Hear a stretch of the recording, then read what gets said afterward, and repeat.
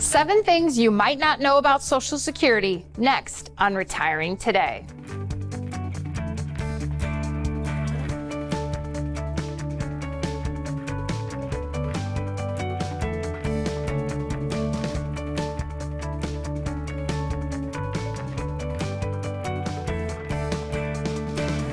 Welcome to Retiring Today. I'm Molly Nelson here with Sean Honkamp and Loren Merkle. They're both certified financial planners and certified financial fiduciaries. Sean is also a CPA. Today, guys, we want to talk about Social Security. We want to help you understand 7 things that you might not know about Social Security. And the reason, Sean, is this is an important part of your retirement income. Yeah, for a lot of people, it can represent anywhere from 25 to 35% of their income during retirement. Obviously, that varies per plan. So it is an important decision. You want to feel really confident about it because anytime you have guaranteed income, that's part of your retirement plan. That's a really nice, confident part or comfortable part, and you want to feel good about it. And Loren, there's a lot of information out there about Social Security. You've been doing this for about 25 years, and I'm sure that people come in with all kinds of ideas about what they should do, and it's hard to narrow it down to one decision. Recently, I had a conversation with somebody, and they came in for the very first time, and they said, I want to take my Social Security at age 62.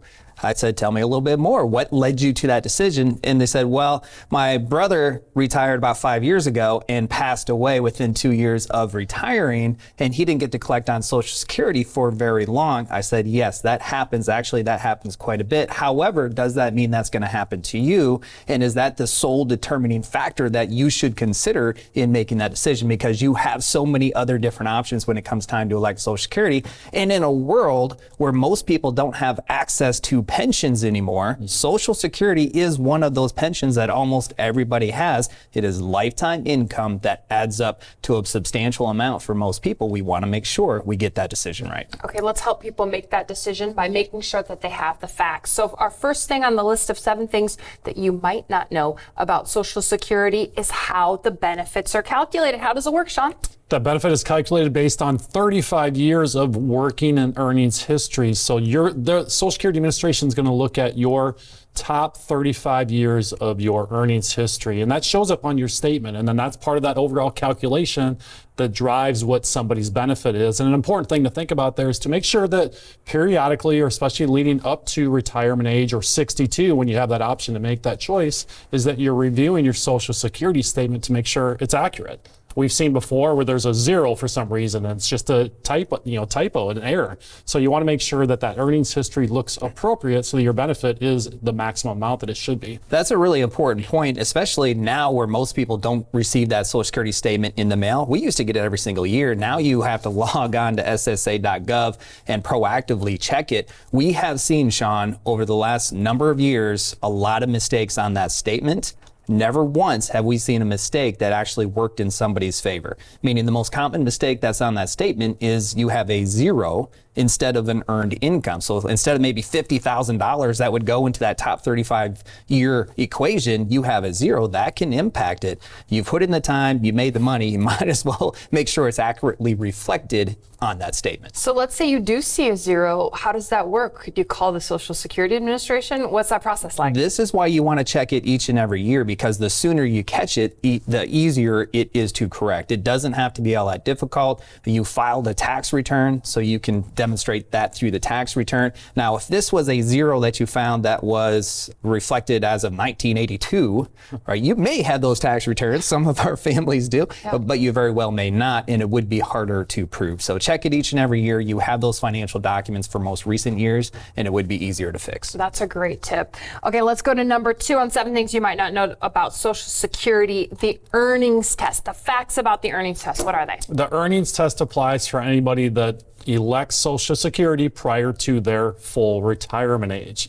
And what the Social Security Administration is going to look at is they're going to look at the earnings, your income, your earned income for that time frame, and they have a limit set where they don't want you to be receiving the benefit and earning too much. Otherwise, they're going to start reducing that benefit.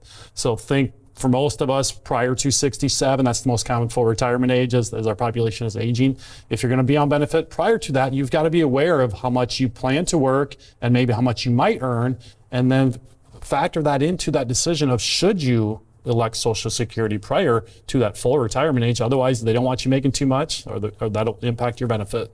But the good thing to know is if you do elect Social Security and you work and you make more than that, what, $22,320 in 2024, you will eventually get the money back, right? Once you turn full retirement age, they do recalculate your benefits to make up for all that money that you may have left on the table due to the earned income test. And so, yes, you will eventually get all of that money back as a recalculation of your benefits. Okay, number 3, Social Security is federally taxed. Now, this wasn't the case prior to 1984, so this still feels, 1984 doesn't feel that far away, even for me. It still feels fairly new that Social Security is taxed. I sometimes think there's a misconception that it's not. We get a lot of questions around the taxation of Social Security, and the reason is because it's kind of a complicated equation and situation. So there's this really super cool fancy provisional calculation where it's... Tell us more. Yes, let's go. I'm going to make sure we got enough time to get all the way through this. So they're going to look at your Social Security income.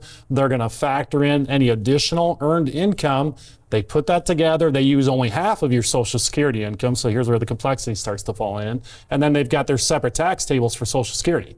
And that's what drives and determines how much of your Social Security benefit is subject to the federal tax. And then you've got a few tiers in there. You could have 0 of it taxable. It could be 50% of it, or maybe even 85% of your total Social Security benefit could be subject to federal taxes. Okay, let's lay it out just real quickly. So it's a married couple with a combined income of more than $32,000, right? That's the provisional income, right?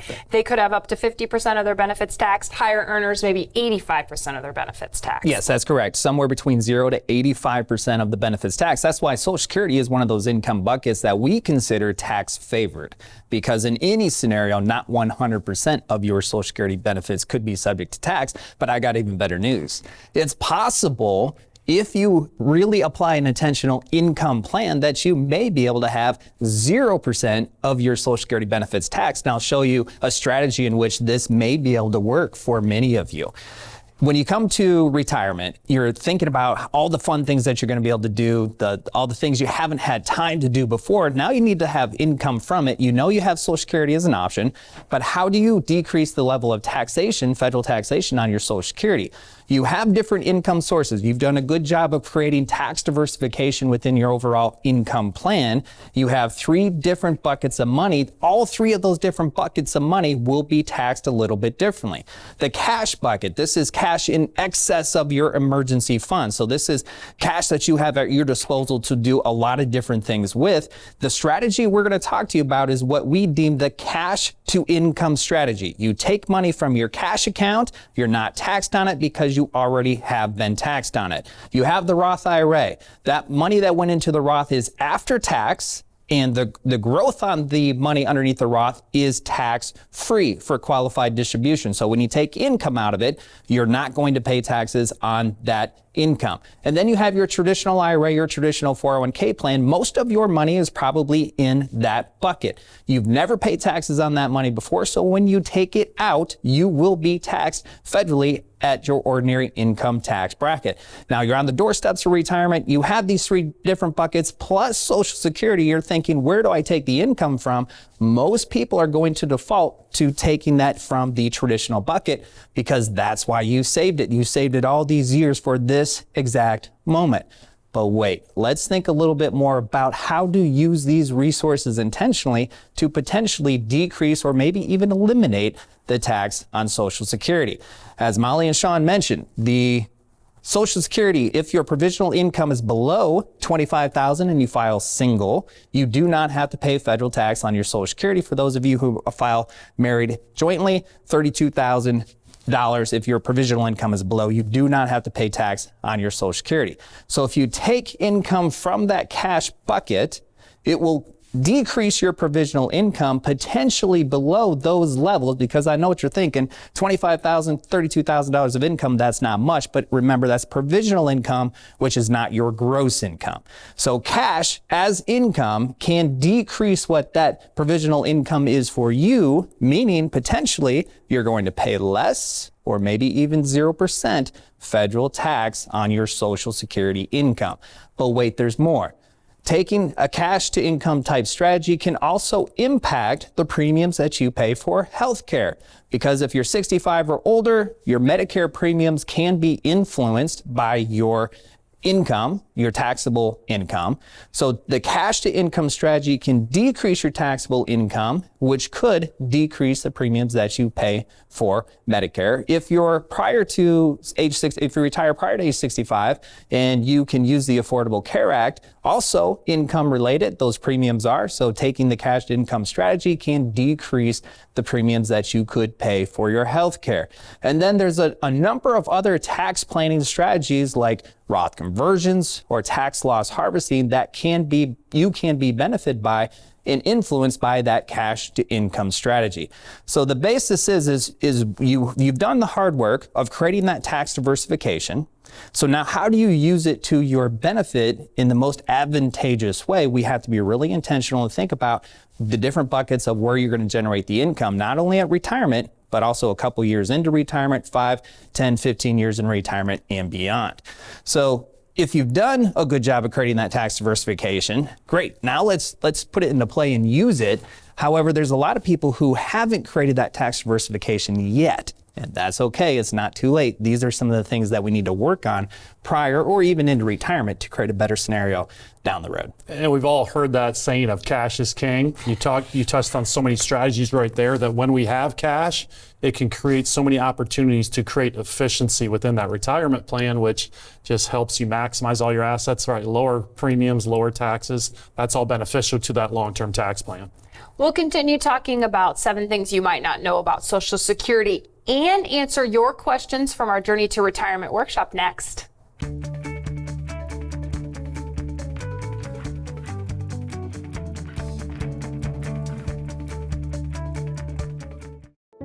You dream of a happy retirement, but there are some big questions to answer first. Do I have enough saved? When should I take Social Security? How will I pay for health care and keep up with inflation? Go to merkleretire.com to schedule a 15-minute retirement checkup call to talk directly with a retirement planner and get answers to your important retirement questions. The first step to your retirement starts with a 15-minute retirement checkup call. Do I have enough saved for retirement? When should I take Social Security? Which Medicare option is best? How do I plan for inflation? Sometimes the road to retirement starts with more questions than answers. We're here to help. Join us for our upcoming Journey to Retirement workshop.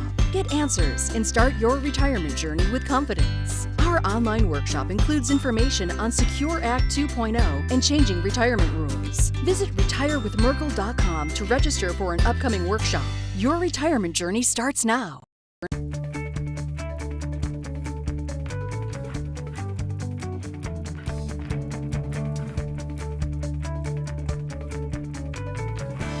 Welcome back to Retiring Today. It's time to answer your questions from our Journey to Retirement workshop. Here is a question that we received recently. Does the benefits calculator on SSA.gov show gross benefits? Of course, SSA.gov, Social Security Administration's website. Lauren? Yes, and the answer to that question is yes. In fact, it does show your gross benefit, which is 100% of the benefit you would receive if you were to take your Social Security at that particular time that it shows you on the calculator. So what comes out of that benefit is once you take Social Security and you're eligible for Medicare, your Medicare premiums will be automatically deducted from that benefit. And then you also have the option to withhold federal tax from your Social Security benefit as well. So the Medicare premiums that you pay and the tax that you withhold is not reflected in that calculator. It is the gross, the total amount you're eligible for. Okay, what is reflected in the calculator and what is not? What else do we need to know if we haven't done this calculator yet? Well, you just got to think about that. What that total benefit shows is not your overall plan. That's just one single piece of your plan. So you want to use that information, but understand there are other parts, kind of like Lauren said, there's going to be some expenses or deductions that possibly come out of that. Plus, as you continue to work or whatever your rest of your pre-retirement stage of life looks like, that benefit will change.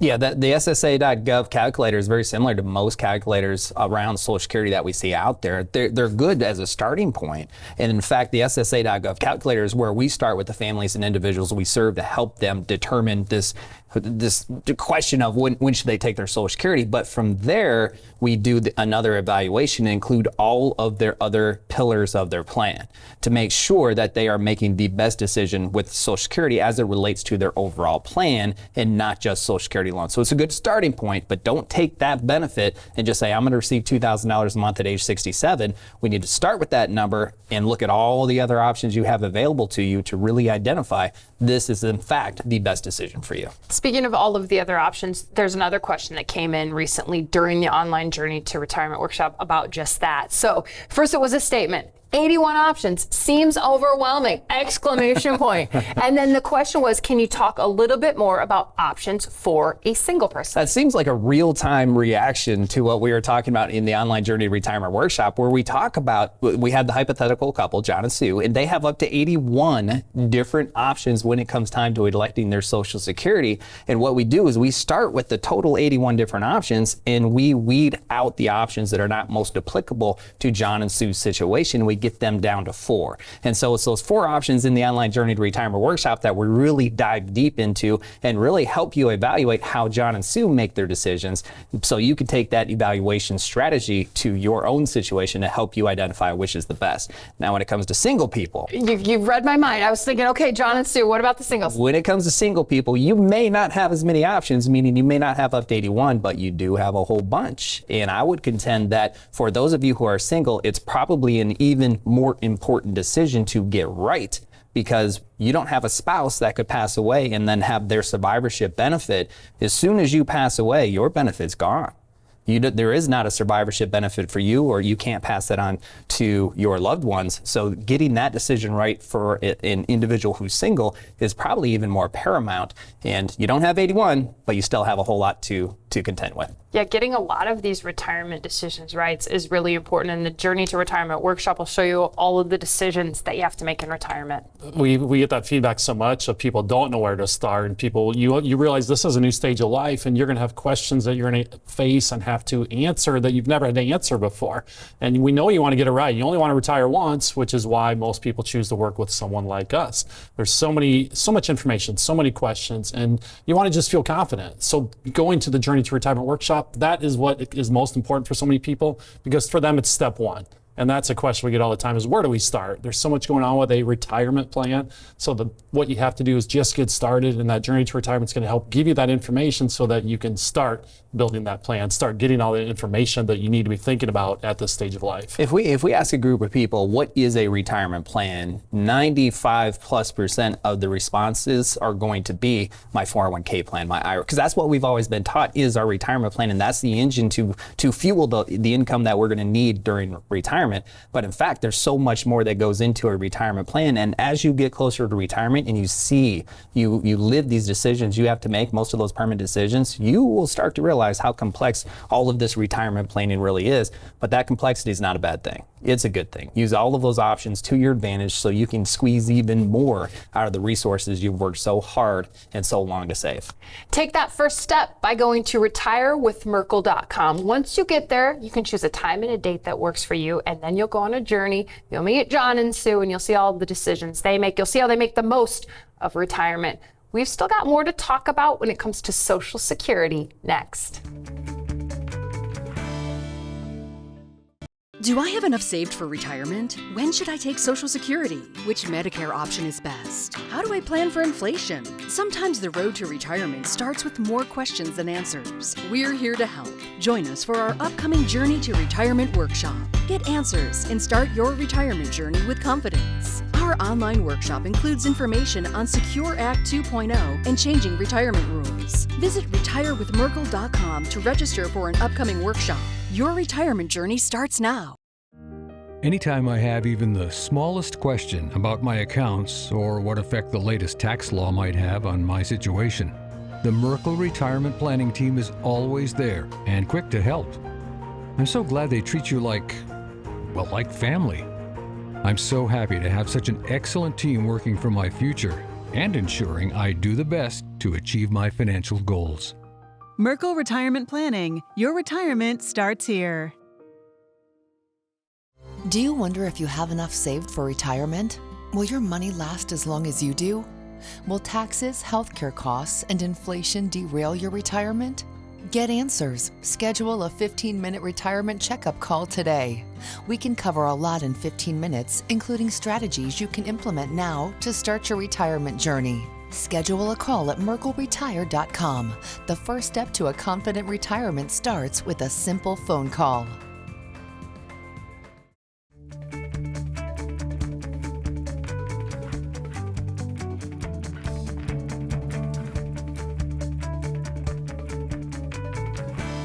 Welcome back to Retiring Today. I'm Molly Nelson here with Sean Honkamp and Loren Merkle. We're talking about 7 things you might not know about Social Security. Our next one, COLAs aren't guaranteed. They're guaranteed to be evaluated each and every year. There have been, in fact, 3 times since COLA was introduced in 1975 that Social Security recipients received a 0% cost of living increase. That's 2009, 2010, 2015.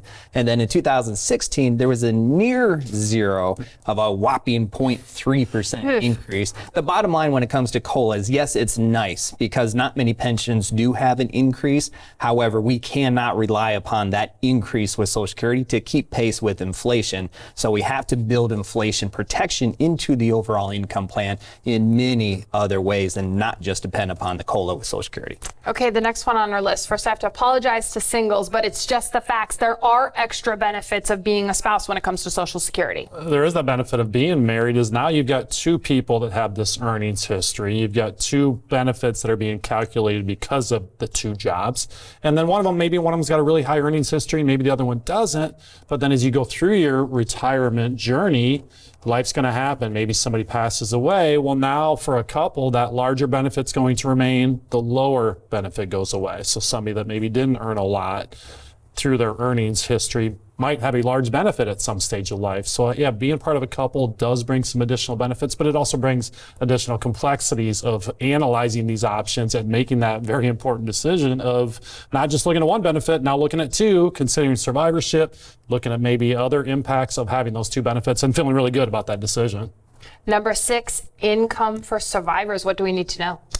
We talk a lot about being eligible for Social Security at the age of 62, and then you can take it all the way up until age 70. But if your spouse has passed away and you're eligible for the survivorship benefit, you can actually take that benefit as early as age 60. Now, you do take a reduction in the benefit, and so instead of receiving your full benefit or the full benefit that your spouse was receiving, you would take a reduced benefit, but you have a lot more options because you can take your survivorship benefit and then allow your benefit to grow all the way up until age 70 if you choose, or you can turn your benefit on at any point along that journey, or you can delay your survivorship benefit up until your full retirement age and take your benefit as early as age 62. So if your spouse has passed, you do have additional Social Security options that you can really use to maximize that income over the next 10 to 15 years. And if you remarry before age 60, though, this doesn't apply? That is true. That does disqualify you from survivorship eligibility. So you want to make sure that you understand all the rules around Social Security, especially the survivorship. If you're thinking about getting married or other life events, recently we had a couple who got married at 59 years and 11 months, and she would have been eligible for an extra $1,500 a month from her spouse who had passed, and now she's not. She asked, what can we do?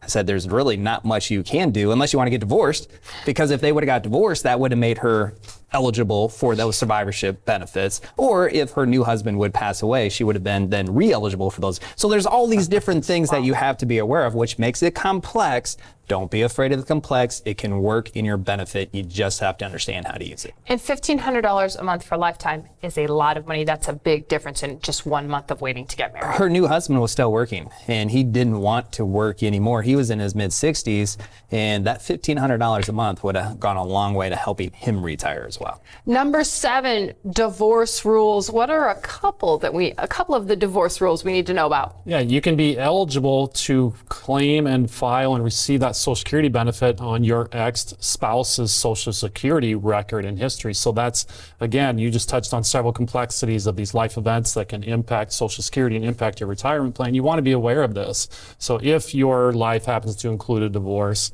make sure you're getting some Social Security information before you maybe go through any other life events. And your ex-spouse doesn't have to be involved in this at all. You can simply file on their record. You work directly with the Social Security Administration. So sometimes we get that question of, well, they're not going to want me to file on their claim, or I don't want to take away some of their benefit. That's not the case at all, right? It doesn't impact the other person's benefit. So just get that information so that you can feel really good that, again, you're making the best decision for your plan. And you do have to have been married a certain amount of years, and you also have to be a certain age yourself to claim on your ex-spouse, right? You have to be married for at least 10 years when you divorce, and then you have to be eligible for Social Security. You could have spousal benefit eligibility. You could have survivorship benefit eligibility if your ex-spouse passes away, or if you do qualify for the spousal benefit. And your ex-spouse doesn't even have to file. They just have to be eligible for Social Security. And a big point that you made is your ex-spouse will not be notified if you claim on his or her benefit, and it does not impact their benefit. We hear that quite a bit as a concern, and it doesn't happen. Okay, so the reason we're talking about all of these rules is because how you use these rules can really impact how you live out your retirement. And John and Sue, the hypothetical couple, they start with the 81 and you narrow them down to, did you say 3 or 4 in the Journey to Retirement workshop? And there was a big difference between those options in the workshop. We helped John and Sue evaluate their different options, help them identify which one they felt best about. And over the course of their retirement, they were able to receive an extra more than $90,000 of total income from Social Security. I think all of you out there would say $90,000 is a big deal, especially in retirement. That's going to position all of us to achieve some of our retirement goals. That's efficiency within your total plan. And that's what you're going to want. You're going to want that information so that you can get the most out of everything. And you're going to want to feel really good about that Social Security decision. And what I like best is that you quantify it for people when you sit down with families and visits. You don't just say, well, here's some general rules about Social Security. Say, no, let's look at your situation. Let's look at when you take it, and let's really put this into real numbers so that you can make the best decision for you. Most of these decisions that you're going to be able to make around Social Security are permanent decisions after 12 months. So you want to get it right. You get one chance to get this right, and this is going to determine a lot of factors over the course of the next potentially 20 to 25 years of your life. And then the ongoing legacy that you can or cannot leave that could live on for generations. All of these decisions that you make can build up to a lot of pressure. Relieve the pressure. Find out the information. Use that information to your advantage to make sure that you're confident about these decisions as you're making them, so you don't have to look back 5 years from now and say, I wish I would have known that. And it's not just Social Security decisions. Think about Medicare. Think about retirement taxes. Think about healthcare, investments, and the legacy that you'll leave. There's a lot of decisions to make, and you can learn all about them in our online Journey to Retirement workshop. Go to retirewithmerkle.com right now to sign up. This is Retiring Today, and we thank you for watching. Do I have enough saved for retirement? When should I take Social Security? Which Medicare option is best? How do I plan for inflation? Sometimes the road to retirement starts with more questions than answers. We're here to help. Join us for our upcoming Journey to Retirement workshop. Get answers and start your retirement journey with confidence. Our online workshop includes information on Secure Act 2.0 and changing retirement rules. Visit retirewithmerkle.com to register for an upcoming workshop. Your retirement journey starts now.